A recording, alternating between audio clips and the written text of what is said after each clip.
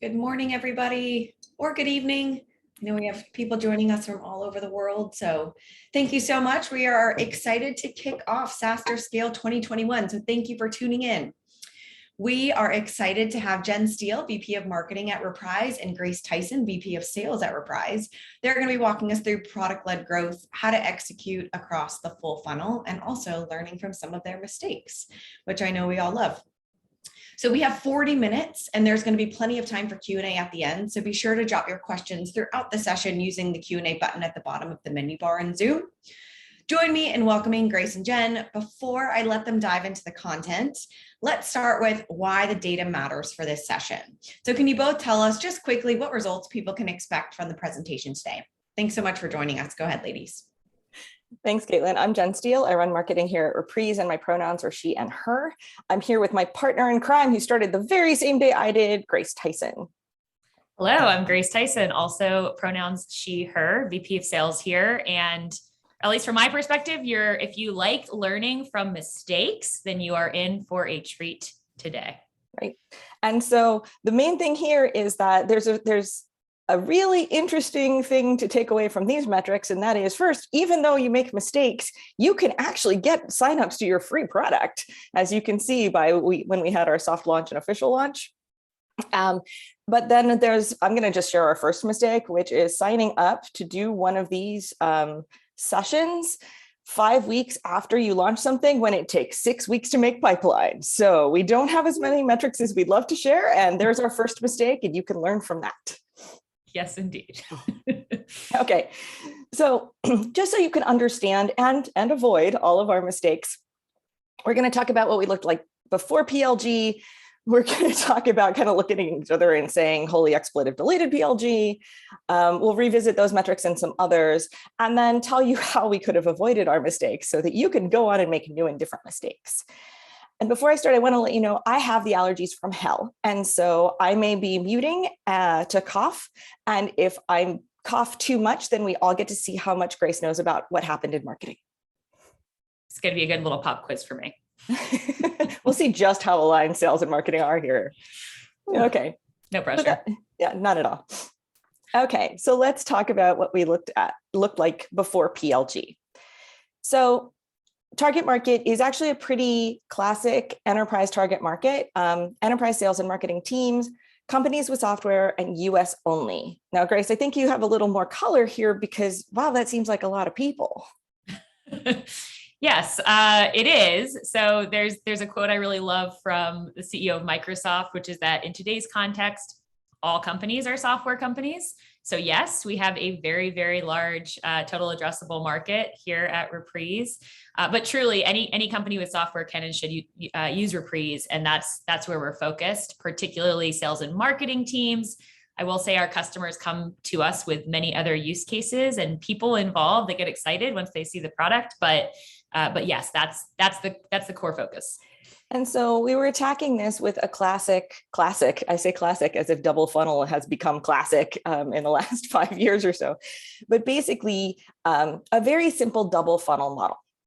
So effectively, inbound funnel, we elected to go no gated content, which A, makes things easier, and B, means that our MQLs, our marketing qualified leads, are demo requests. They go to the AEs, they schedule with Chili Piper. And then the outbound funnel, we do have a target account list, and we have a team of, what is it, Grace, about 10 BDRs who outbound to them. Yeah, that's right. Cool. And of course, we combine the outbound strategy with a lot of tailoring. Grace and her team do amazing work, like all the sales leaders double down on the BDRs so that they really get outbounding. And the other piece of our outbound funnel isn't just the BDRs, but Grace, your AEs are actually responsible for some of their own pipe, right? That's right. Yes. So we take a pretty typical, somewhat volume-based strategy, but a lot of tailoring, a lot of course, leading with product, which we'll get into, and a lot of, we call it show me, you know me. So tailoring message, video, social, cold calling, emails, the whole shebang. All the stuff I don't respond to, but all the things that Jenn will never take a meeting with us. Totally. And then Grace, tell us about enterprise sale. Yes. Okay. So as mentioned, our account executive team is divided across commercial and enterprise accounts, as is our BDR org. And so even though we are a company that empowers other companies to do PLG, we've still had a pretty standard, pretty traditional enterprise sales motion, at least up until our PLG launch. Of course, we're drinking our own champagne and showing product and letting people experience it. But just to sort of describe a little bit of that typical process that we have historically taken, people come to our website. There's a lot of cool and exciting, jargon and really great stuff from Jenn's team. But then they get on a qualification call. They maybe do multiple qualification calls. They get asked a lot of BANT questions, and then hopefully they eventually get to see a demo. If anyone has bought software recently, this might align with your experience. But finally see a demo after several conversations, and then in evaluation, maybe if you just play your cards right, you finally get your hands on the product and can finally experience it in your own business context. Woohoo. Okay. So that's the, that's the very typical motion that I have been used to and that I've seen at most orgs I've been part of. But the thing is, for us, as we're thinking, we'll get here in a second with our own starter launch and how we've taken on PLG by storm. We know that most buyers don't want to buy this way anymore. And so I think about my own experience with B2C and others' experiences with B2C products. It is just instant gratification to the max. We get our hands on the solution immediately. Think about Uber, Airbnb, Amazon Prime, God forbid, one day shipping if you're in get your product right away. But that's how what we've gotten used to, and that's how we want to buy. We want our hands on the solution immediately, and we've really come to expect it. And the large majority of our purchases are tech purchases are B2C driven. So that's defining this trend. So short attention spans, Zoom fatigue is real. People want to experience the product sooner. And so this is the typical motion, what we've just outlined, but we really have realized, and this is why PLG, we realized that we need to flip that on its head, let people experience the product sooner, and let our products take center stage and really tell the story, tell the narrative, tell our why. So, holy expletive deleted. PLG. As Grace said, we really needed to learn to do this. And so just so to give you some context, we made a free lightweight version of the product. It was offered on the website, but we didn't have a credit card motion. We decided very intentionally not to do that. And you'll see that reappear later in some of our other mistake slides. But basically the vision, and we'll go into a little bit more detail, but basically sign up for Starter, become a product qualified lead, and I throw you over the fence to Grace. So, sorry, allergies. Okay. So what we did, step one, figure out what it is. So when Grace and I joined on the same day, this was already in motion. And at my first exec offsite, I was having some cognitive dissonance. So see, I'm an enterprise marketer. Like I come from marketing to Amazon, at Oracle, et cetera. I've marketed to banks. I've marketed to really big companies. I know enterprise. And so I'm like, why are we doing this? We're enterprise. Will there be a credit card? And then when I finally got around to the whole, oh, hey, we should drink our own champagne, realization, I then had to sit down with product and say, okay, well, I know what our enterprise product does. What are you building Starter for? What are you building this to do? And actually, we recorded that conversation and released it as a reality show. If you want to take a look at that and see just how embarrassing I can be. Believe me, it's worse than here. Okay, so step two, now that I'm like, oh my stars, like I actually know what this is, got to figure out how to market it. And the big questions for me was, do we put money behind it, and should it be our primary call to action? It's really hard to figure out, should I put money behind a free offering that might eventually lead to a product qualified lead? Or should I keep putting money behind driving bottom of the funnel demo requests? We also had the same question on our website. Should it be our primary call to action? And we actually decided that for now, we're not going to put much money behind it, which also explains why our numbers are a bit low. And it is not the primary call to action on our website.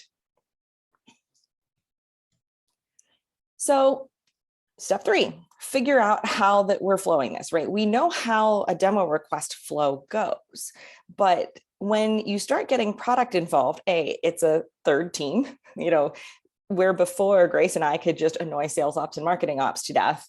Now we actually had to put product in the mix. And there was even questions of like, okay, so is it the PM that deals with this? Do we deal with an engineer? What's going on here?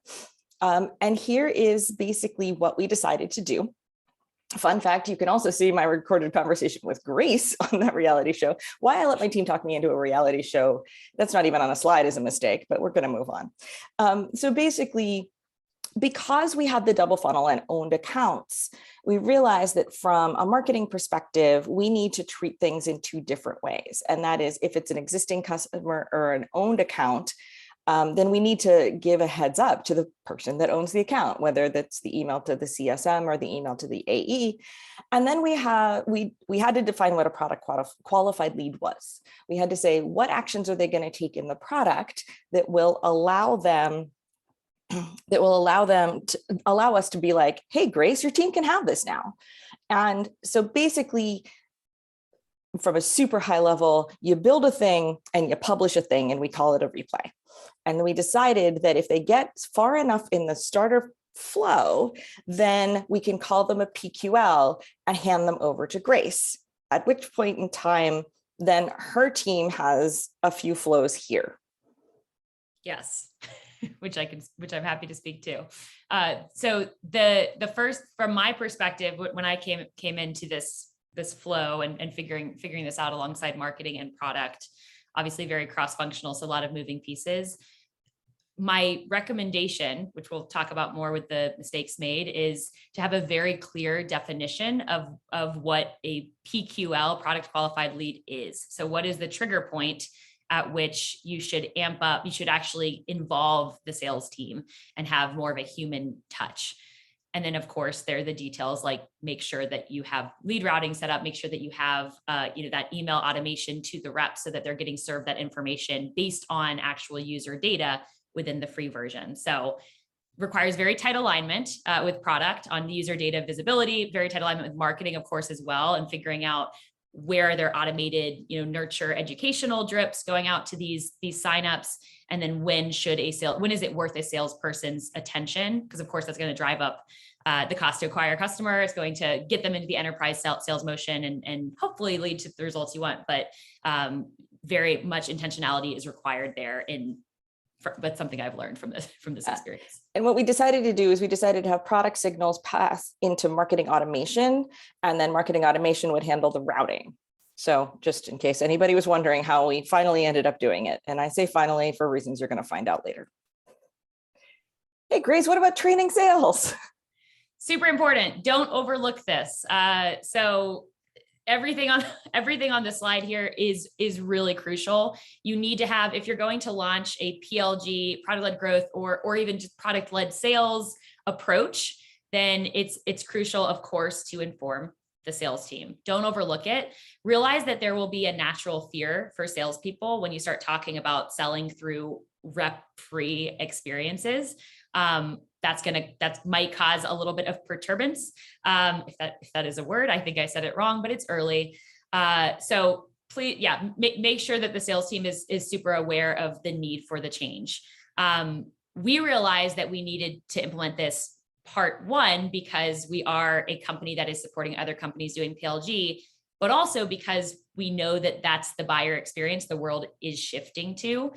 Half of buyers cite demos as the most valuable material during the buying cycle, but almost half of buyers also want a rep-free experience. And that number is going up as we look at millennials taking on leadership roles, So that's all really important to frame up to the sales team, the why and how this will actually empower them rather than take away their role. Because in fact, PLG and product-led sales approach can really go smoothly and be an actual huge benefit to the buyer, creating a frictionless experience, and also to the sellers in terms of creating future pipeline of opportunities at the point in which they're ready to really go on to the full platform. So that all needs to be framed up really clearly in the training. That matters a lot. So I would put a lot of thought into how you frame it and the why for your business and the impact to the sales team, and really think through that and make sure it's clear. And then tactically speaking, when we did our live training, we talked about the why, we talked about the flow that Jenn just showed, but also we packaged everything up with outreach sequences and emails, call scripts, and training on the approach for running a call with someone who has signed up through the starter version versus a cold discovery call that's been sourced by the BDR team. It should be a different approach. It needs to be a more consultative approach, value added, more of a partner and helping them reach the next level in terms of how they're leveraging the product versus this cold, educational approach for someone who hasn't even seen or experienced or know what your product does. So all of that's very important. Package it up with those template sequences and call scripts is my advice, my learning. Your team kicked butt on the training, Grace. Thank you. Okay, all credit to my team and not to me on that one. And step 5, of course, was launching it. So what we basically did is we put a banner on the site. It wasn't our primary call to action. As I mentioned, we released a video. A week later, we released the infamous reality show that I might have referenced a few times. We announced it at a conference that targets one of our primary personas. In fact, the persona most likely to play with it. And so launch. And metrics so far, as I said, these come with a disclaimer of it's only been about 5 weeks. And Thanksgiving was one of those weeks, just saying. This one looks familiar. We've had, now it's above 300 signups for starter. And then I call this the sales-ish metric slide because we've had 34% conversion from product sign up to PQL. Remember, I said they had to take a sequence of steps. We're TBD on pipeline generation, as I mentioned. Now, what's interesting is, Grace, you might not, you're like 34%. That should mean I have 100 PQLs. Where are my PQLs? Fun fact, a lot of them are small business. And so we need to change our version of PQL a bit. And yeah, so Grace, do you have any color here? Yes. So agreed. And not totally surprising that a lot of starter signups would be from emerging segments. I will say we actually did win our first deal already in just a matter of weeks from that started on Signer, that started on Starter, which is amazing. So we're seeing good early signal there. But yes, a lot of emerging businesses as expected, and actually as we want, because we want, part of our mission here is to fuel full funnel product-led growth for all organizations. And so to us, it's important that those smaller and emerging businesses can leverage the product. And hopefully when they're ready, we'll be waiting. The sales team will be waiting to talk to them. So. Okay, so now the reason that you all are here, let's tell the people how many times we messed up, shall we? Let's do it. Beware of product delays. There was a hard deadline that we set because we were doing marketing motions of a lightning strike. And we set this date, it was November 8th, the lightning strike being combined marketing motions. We set it for November 8th. We started buying billboards. We started doing like all this crazy stuff. And the thing was that it was supposed to soft launch in like August and then September and then October. And then our founders came to us and said, oh, by the way, we can also announce funding at the same time. Surprise. So when you're going to launch your free product, avoid our mistake. And honestly, I really thought that a few months was enough of a delay, but it's a new product. And when you're launching a brand new product, even if it's just a cut down version of your current one, even if it's just kind of a free trial, build in more delay than you would for like a major feature launch. And even then it'll probably surprise you. Number 2, stand your ground. This was a very big mistake that I made.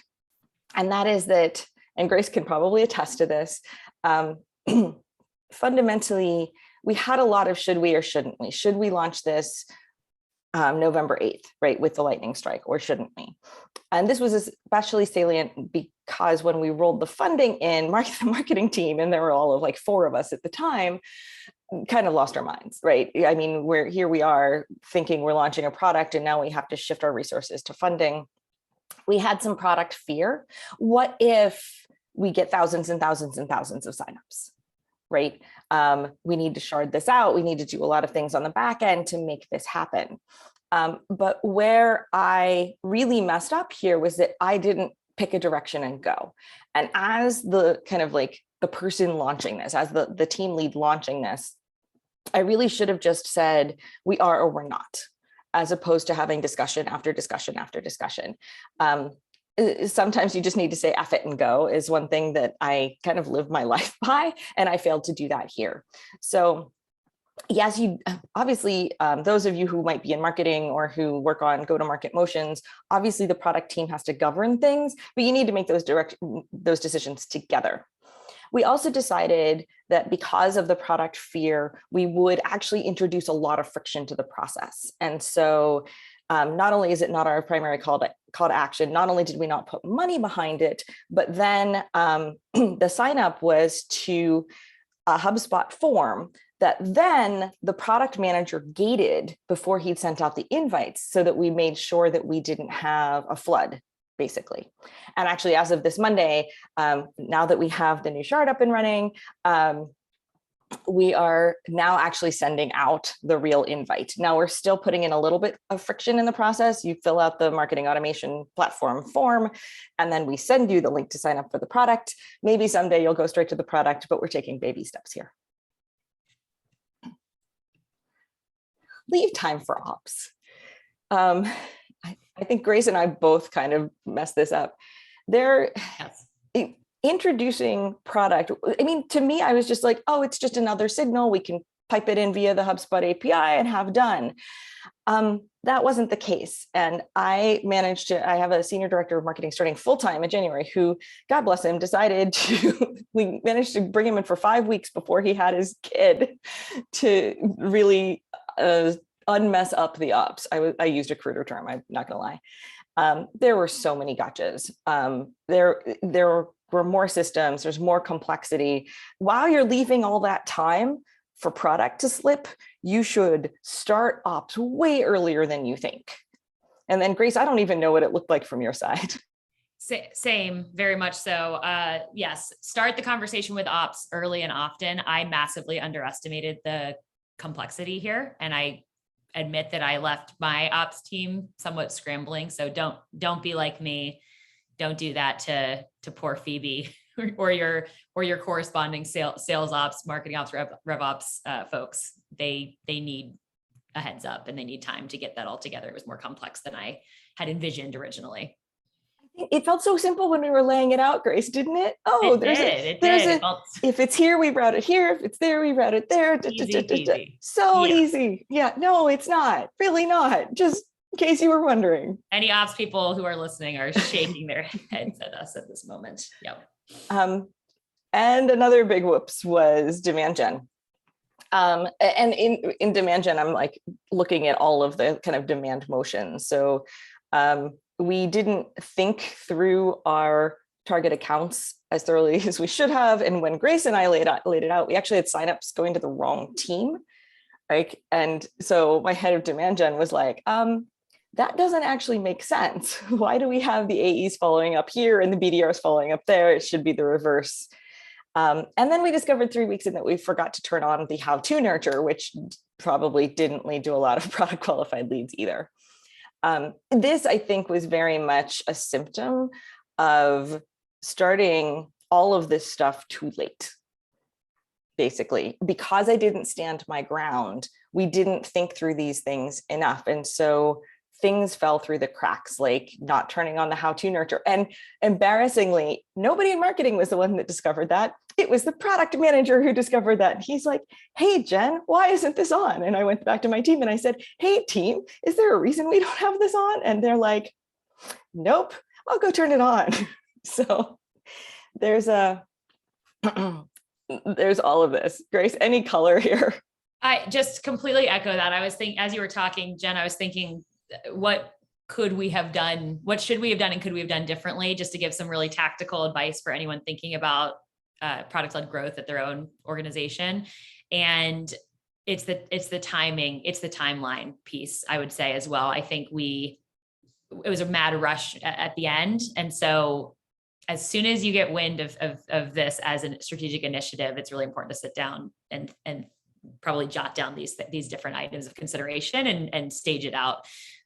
Startup life, right? Scale up life. So it is what it is. But yes, I wish we had gotten ahead of this more in advance and really staged it out timeline wise. It was a rush. Yes. And now that you know all of these mistakes, you don't have to make them. Okay. Exactly. Make your own.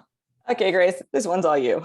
Yes. Okay. I spoke about this a bit earlier, but anytime we're talking about this sort of sales rep free or less sales involvement on potential pipeline, potential opportunities, there can be a natural fear with salespeople. We fear change quite often as people. Salespeople are no different. So there's this natural tension and this fear of becoming obsolete from the sales side, and also a fear of cannibalizing the potential opportunities that you can sell to on the sales side if they're able to use this free version of the product.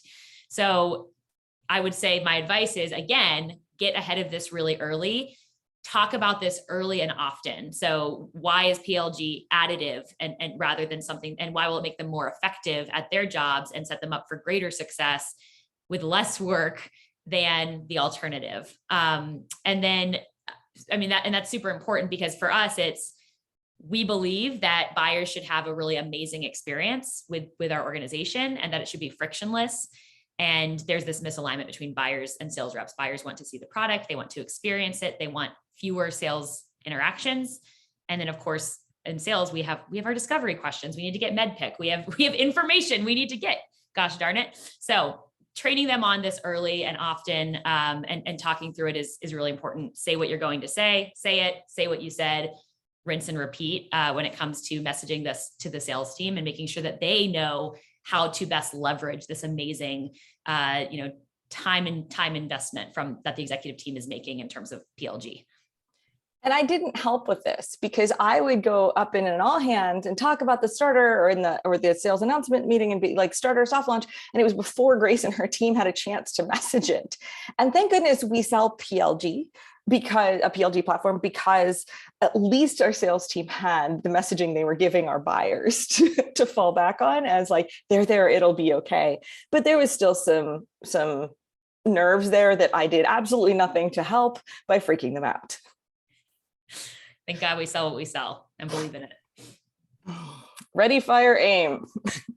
Yes. Okay. So I'll start and pass to you, Jen. Do it. If this is an important investment to make, and if your company believes it, there will be surprises. So it is important to, as Jen said, stand your ground, be clear on what matters for the first iteration, and know that it's iterative, and know that this investment is worth it. Because ultimately, and this is where I'd say another learning is, if you're really clear on what your goals are from this initiative, it's a no-brainer. PLG drives down the cost of acquisition. It increases your customer NPS score. It allows you to expand your customers faster. We're already seeing those results with one business from our starter launch, which is super exciting. But go make new mistakes. Don't make the mistakes that we made. What would you add, Jen? Well, it's interesting because I had mentioned before that free and then enterprise, and then Grace and I had chatted offline about maybe we should have this middle product for the SMBs. I mean, we think we have a kickback platform and maybe we should actually let smaller companies use it at a price point that's more attractive to them. But Grace and I didn't necessarily bubble that all the way up to, I don't know, ops that would have needed to know it, finance, things like that. And so we were very much ready, fire, aim, but that's okay. Like, yes, we are able to do this now without a credit card. So yes, we have more friction before people can give us money, which is never a good idea. But we're okay with that because we do still have people using Starter. We are landing deals with Starter, and it's okay that you're going to have to evolve and you're going to have to change and you're not going to do things perfectly. Although I really hope you make different mistakes now that you've heard ours. Agreed. In conclusion, go ahead, Grace. Yeah. So just to sum it all up before we bounce over to Q&A, there's a lot of planning and change management outlined here. These are some of the things that you should think about early and be realistic about how long it takes to put some of these things together. So you're not scrambling a few days ahead of time with the sales training, for example. Not that I would ever do that, but learn from our mistakes, make different ones. And also the other takeaway is this is achievable. And this is important because this is ultimately, we obviously firmly believe this is the future, that product-led growth is the way that buyers want to buy. It's the way we expect to be able to buy. We want to be able to experience products earlier without necessarily talking to sales 10 times before getting to experience the product. And so in order to beat out competition, in my opinion, this is crucial. And it's something that is in the future not going to even be, it's not going to be optional. So start thinking about it now is my firm advice. And go do it and make different mistakes. Yes. Okay, now let's take a look at Q&A. How do you avoid high churn rates from free trials like the starter plan? We don't. We don't avoid high churn rates because we kind of use the starter as you kind of self-qualify. Like either you need this product or you don't. Either it works with your system or you don't. And that's actually part of the reason we've like put it on a different shard than our production product, is so that we can do that. Now, that doesn't mean we're not going to try to improve the experience. There are plans for the marketing team to make a walkthrough of the free trial, for example, which we hear helps people understand how to use it. But yeah. Grace, anything here you want to attack? No, I agree. Yeah, the goal is not to avoid high churn rates from that free product. So I would just echo what you said. We're not. Right. Grace, this one's for you. Are most of your free trial users the ultimate decision maker on keeping the product? And if not, how do you broaden engagement? And I'm going to say, no, they're usually the user and not the buyer. So Grace, how do you attack that? Correct. Yes. Well, we use Reprise to attack that personally, which is very specific to us and any customers of Reprise. But ultimately, what we are enable is we can take product tours and share them around with other stakeholders so that they can experience the product too, even without going through the starter sign up. So for us, it's using a demo creation platform, i.e. Reprise, to do that, because most of the time it's individual users. So our flow is once it becomes a PQL or product qualified lead specifically, then the sales team is engaged. Or if it's a customer and it's a new point of contact at a customer, then our customer outcomes team is engaged automatically through that beautiful diagram that Jenn and her team helped us get together. And so it's two ways. With us, we use Reprise. We share the product tours with different decision makers so they can also experience the product. And then it's also, once they're a PQL, getting them on a conversation, talking through the use case, teasing out the business value, and then widening the audience in the good old fashioned sales way. Yes. We've got a question about percentage of customers do we win back? We don't know yet. Stay tuned. Maybe next year we'll tell you about new and different mistakes we've made in scaling as opposed to launching. Marketing strategies to use to raise awareness of the free trial in the first place. This one's interesting because we decided not to put dollars behind it. When we do have the freemium, the credit card motion in, then I can justify putting marketing dollars behind it. And then we're going to do LinkedIn advertising and SEM. Don't freak out, Grace. I promise this will get you more PQLs eventually. But right now, it just it's almost if you build it, they will come. We've done a lot of brand plays. Like we made sure it was on the site when we did the fundraising announcement, for example. But until we make it easy for people to give us money, we're not going to put a lot of marketing strategy behind it. And then we'll honestly use some traditional demand motions, especially those that tend to work with more emerging or SMB companies.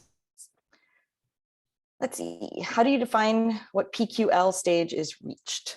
I think we just addressed this during the talk, but I think there's two halves of this. I'm going to address the product half, and then Grace, you can address the qualification piece. Yep. That means we don't have 300 PQLs right now.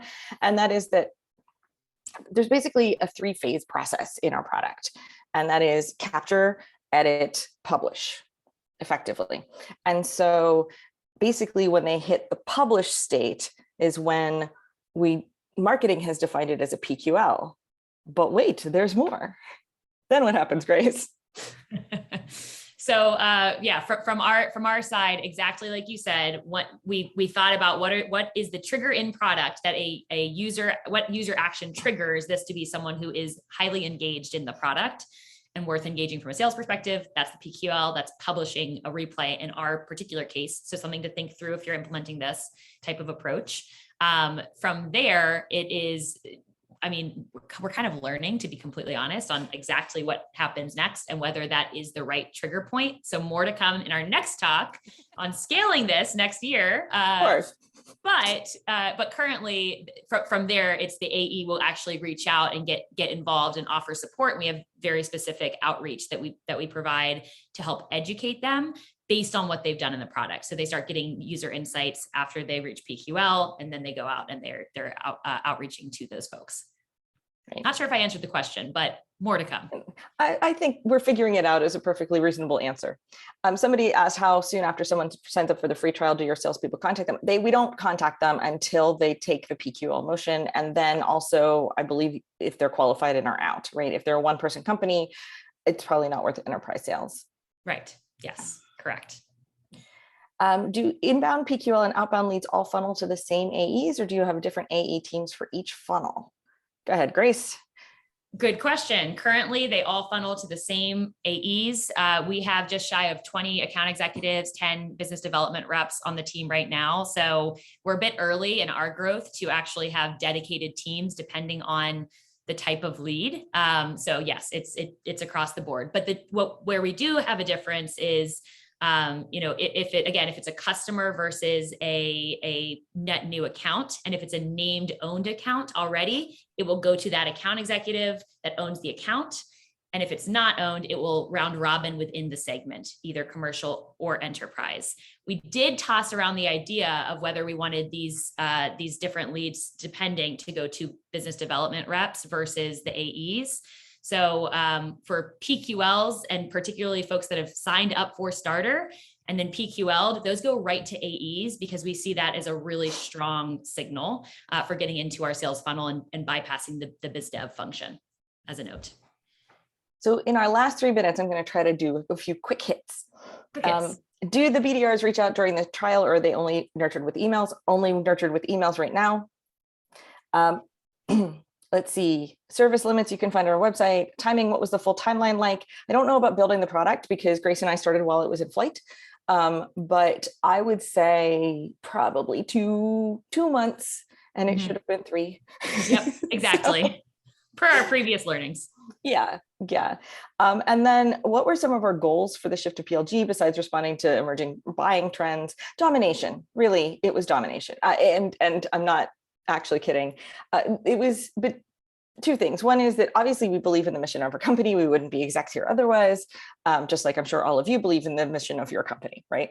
And so going, truth, justice, in the product-led way, or whatever you'd like to call it, we wanted to do that. But we also believe that we can help a lot of people. And the beautiful thing about Starter is that in 5 minutes, they can kind of accomplish their goal with our product, which I love. So I think those are the quick hits. Do we have a checklist on things to plan? No, and we should have. So, and I think those are the quick hits. Do we have a, I answered those a little faster than I expected to, but that was great. But seriously, we hope that you will learn from our mistakes. We're around if you want to chat. You can find us on Twitter and all of the social medias. And thanks everybody for attending this very early, at least for me in Seattle, session. Yes, thank you all so much. Thank you, Jen and Grace. Thank you all. Be sure to check out the rest of the sessions today.